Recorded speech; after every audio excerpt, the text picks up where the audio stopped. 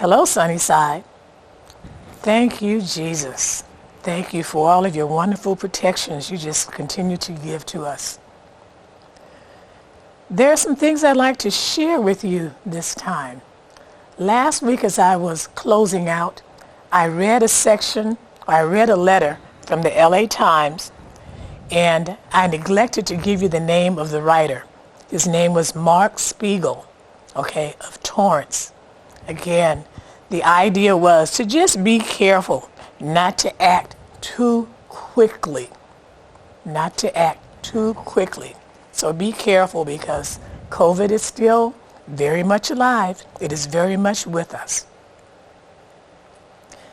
Sunnyside members, I told you also that I was just going to make you aware of the members of Sunnyside who had been around since the 20th century. So I'm going to close out that list this time. The members, as I saw them from the 1980s and the 1990s, or I'll just read them all. It's the combination of the 80s and the 90s. All right. Sister Pat Westbrook, Sister Eliza Graham, Brother Cleveland Hurd, Sister Mae Lawson, Sister Viola Bates, Sister Mae Taylor, Brother James Garrett, Brother Anthony Graham, Sister Linda Green, Sister Sharon Mitchell, Sister Joanne Price, Sister Crystal Swanson, and Sister Mila Wilson. Now I know I'm going to get in some trouble because I said Mila and I didn't say Mila's mother. All right then. All right. So again, realize then, I called the names if I saw a year, but if I didn't see a year beside your name as to when you actually joined Sunnyside, you might want to check the office about that information yourself. But again, welcome aboard. Again, we thank you for your continued dedication and service here at Sunnyside. There are some things I'm going to share with you now. I do want you to know you might want to take out a pen and some paper just to jot a few things down. Note one thing, that tax day for your state and your federal taxes has been extended through May 17th. So not April, but through May to May 17th. Be aware of that. FEMA, COVID-19 funeral assistance. I have some additional information to share with you on that. In April, so it really hasn't started yet, FEMA will provide up to $7,000 in funeral assistance to COVID-related deaths and expenses that occurred after January 20th, 2020. So here's some of the information that's on the website. So in April, now I realize they haven't started taking the information yet. They're going to start accepting applications. If your COVID-19 funeral expenses, we encourage you to keep and gather documentation. So some of the documentation that you're going to need is, you're going to need an official death certificate that attributes the death directly or indirectly to COVID-19 and shows that the death occurred in the United States, that includes the U.S. territories and D.C., Washington, D.C. Funeral expenses documents.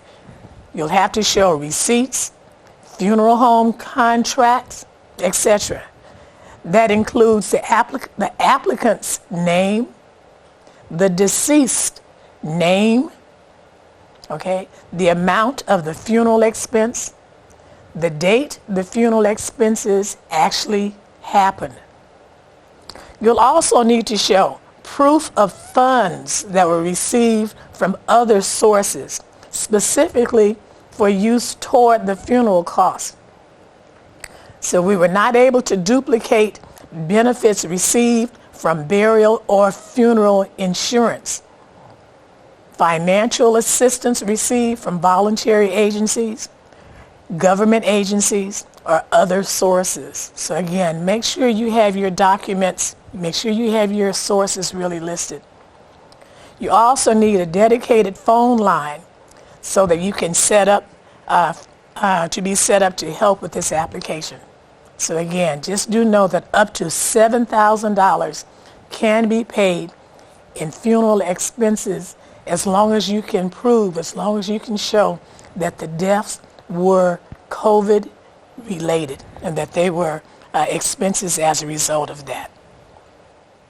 Do know there's quite a bit of information out that's available regarding the vaccines. Now, LA County posts appointments for the week on Saturdays and Sundays leading up to that week. The weekend really could be a good time for you to try and get an appointment. LA County is immunizing anyone between 16 and 64, especially if you have one of a number of serious health conditions, or if they have a developmental or other disability that increases your risk of a severe illness from getting COVID-19 infection. You may go to myturn.ca.gov. Again, myturn.ca.gov. If you have Kaiser, you can go to kp.org. Again, kp.org. If you have no internet access, call 833-540-0473 and call between 8 a.m. and 8:30 p.m. 7 days a week. Again, that number is 833-540-0473. You can also check with Los Angeles COVID-19 vaccine registration in order to book an appointment. Los Angeles COVID-19 vaccine registration. Move City mobile vaccination sites. Move City mobile vaccination sites. Now, there are some local council offices that you can call also in order to schedule an appointment. You can contact Marquise Harris Dawson at 213-485-7616.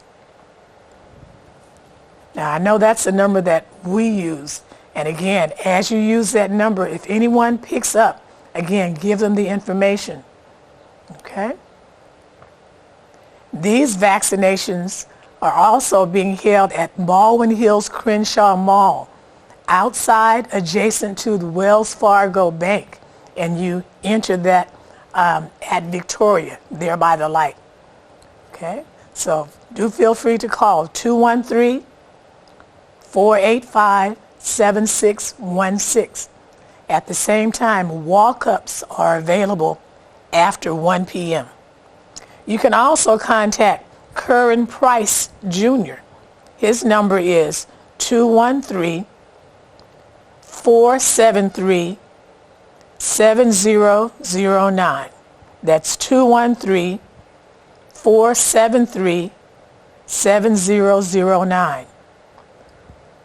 Call also Mark Ridley Thomas, and his number is 213-473-7010. I notice that there's a sequence with these numbers. Marquise Harris Dawson's number is 213-473-7008. Curran Price's number is 473-7009. Mark Ridley Thomas's office is 473-7010. So 10. Be aware of that. Note also, you can call LA Public Health Center to schedule an appointment Again, the number is 833-540-0473. Information is available. Vaccines are available. Please don't hesitate to take advantage of them. My household has been vaccinated. As I was talking to one of my relatives back east, he mentioned the fact that he would love to come out and visit. And I told him, well, your older relatives here in Los Angeles have been vaccinated. And he's a lot younger, and he questions whether or not he's going to take the vaccine. So again, people, I'm going to tell you, all right, okay, I'm talking to those from this who were 20th century members of Sunnyside. You might want to develop your own house rule and tell these younger folks, if you have not been vaccinated, wait until you've been vaccinated before you come and pay us a visit, okay? I'm telling that to my relatives who live across country. Speak up. You must do what is in your best interest. Don't be scared. All right. If you lost your job due to COVID-19, the LA Economic and Workforce Development Department just may be able to help you. Now, I know you have these little phones, so again, you can just talk into your phone and tell them to give you that number. Okay, that's LA Economic and Workforce Development Department. If you need an at-home test, that means you're unable to get out and make use of these resources that are available in the community, call or contact COVID-19 LA County at Home. COVID-19 LA County at Home. Also, COVID-19 LA County.gov. COVID-19 LA County.gov. Do know, if you have concerns about tenants' rights, inquire at stayhousedla.org. stayhousedla.org. You can also inquire at the Los Angeles County Housing Resource Center. Los Angeles County Housing Resource Center. If you don't have access to the internet, call 833-223-RENT. That is 833-223-7368. Or you can check with rent at dcba.lacounty.gov. Again, rent at dcba.lacounty.gov. Be aware of something new, okay? Do know, at one time there was a moratorium on giving tickets. That time is up. Just do know. Watch out for tickets. You can now register for notification about street sweeping in your neighborhood. You can go to Street Sweeping Near Me. Street Sweeping Near Me. And that is the Bureau of Street Services. They are back. Beware of those tickets. Okay, continuing on. Do know that this is the last week of Women's History Month, and there were a number of women I really wanted to highlight. One I wanted to call to your attention was Nika. And Nika, I'm not going to assassinate your last name, so I won't even try and say it.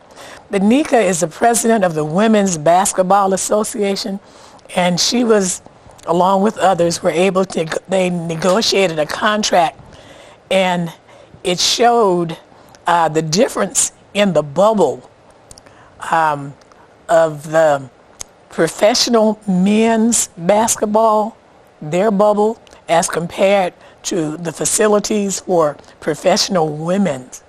All right, so Nika was on her job. Sometimes pictures can speak a whole lot louder than words. So welcome aboard, Nika, for being on your job. Note also, Renee Montgomery. Renee Montgomery, she broke the barrier as an owner of a WNBA franchise. Okay, she became really the first former WNBA player to become an executive and an owner of the WNBA franchise. She now owns, she's a part owner, I say, of the Atlanta Dream. She says that my dream has come true, breaking barriers for minorities and women by becoming the first former WNBA player to have both a stake in ownership and a leadership role with the team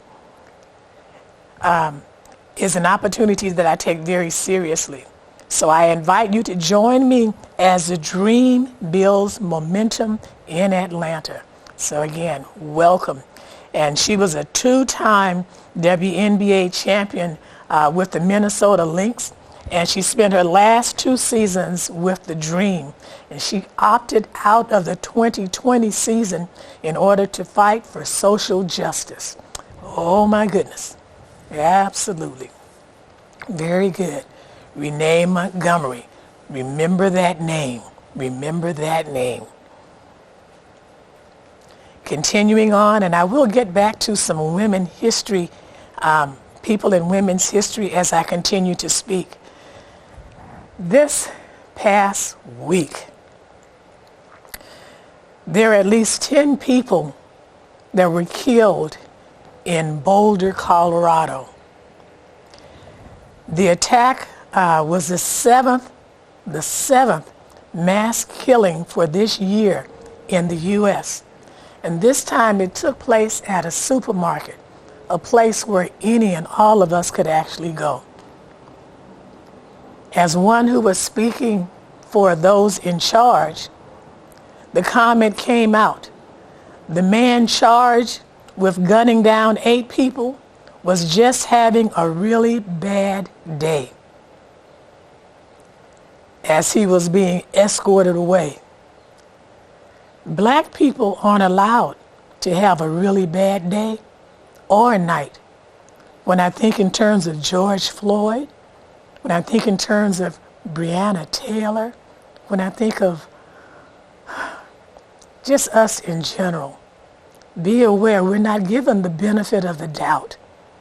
Just walking around with Skittles, being killed, oh my goodness.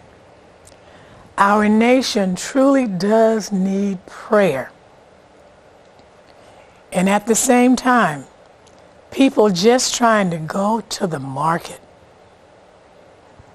When you look also at others who are trying desperately to get to the U.S., can you imagine?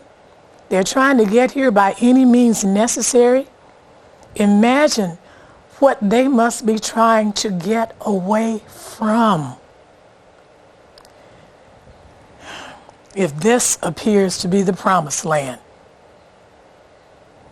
and if they're even sending their children here unaccompanied, think in terms of the stress and pressure that they really must be under. Again, our nation truly does need prayer. We really need help.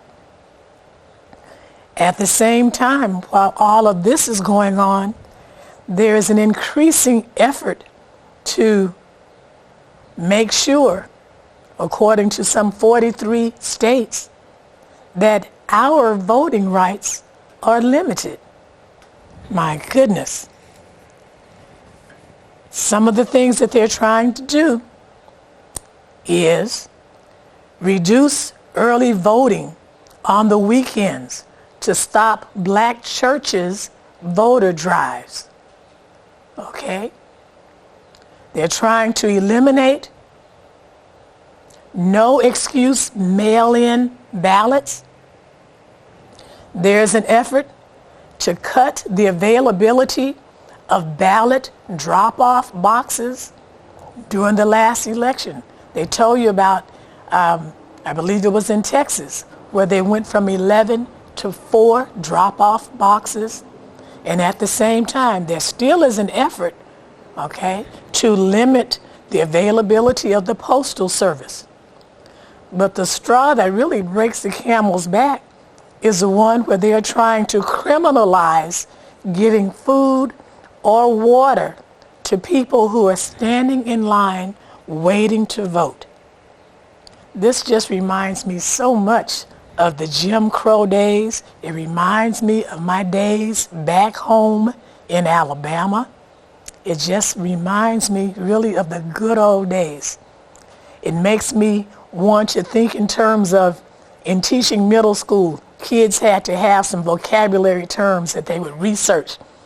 And I think some of the words I would put down would be voter suppression. What really is that? What do we mean by white supremacist? What do you mean Jim Crow? What do you mean white power? There are some terms that you really need to be aware of.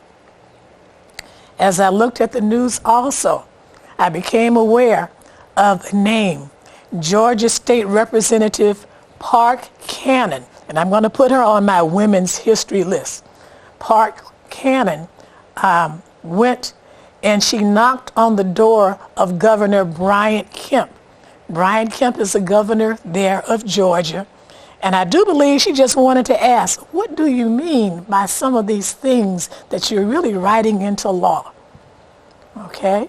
So she was willing, Park Cannon, a black woman in Atlanta, Georgia, also was willing to get into what I would call good trouble by raising some questions.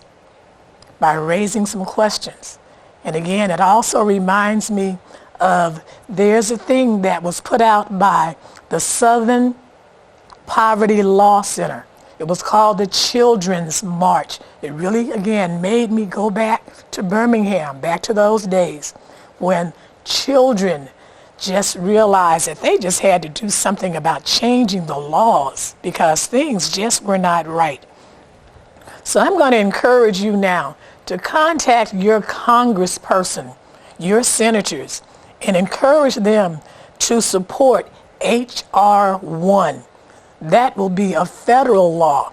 Federal law supersedes state laws. So all of these 43 different states that are putting in these little laws to limit our vote, H.R. 1 would, again, take precedent over that.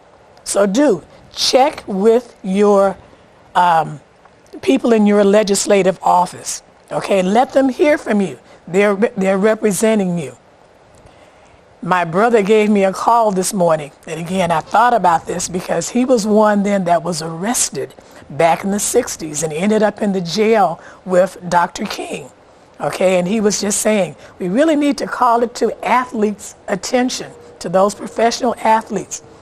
If you cannot vote in a state, if they're limiting the voting in the state, then why don't you consider not playing in that state? Again, you have power, you have actions. Let's just put it to use. Just be aware. Your vote, quite obviously, is becoming more and more important. So again, use your vote. Use your power. As I'm going to close out with this Women's History Month, there are some people that I do want to call back to your attention. Again, Georgia State Representative Park Cannon, okay, get into that good trouble. Cori Bush, St. Louis, Missouri, look her up. 1920, we have Mary McLeod Bethune. She stared down at some KKK members as she was trying to help black men to vote. The 1960s, Amelia Boynton. She was beaten while marching for voting rights. Made me wonder, was she, along with Representative Lewis, on that bridge? Again, our history continues. Do know that you really are a part of it. COVID-19 is so real. It is oh so real. Excuse me. Do wash your hands. Do wear your mask. Do practice safe distancing. Whenever possible, do stay at home. And while you're at home, if the Lord puts it on your heart to call someone, especially if there's someone that lives by themselves, pick up your phone, give them a call, and let them know that you're thinking about them, and see if there's something you can do to assist them. Thank you.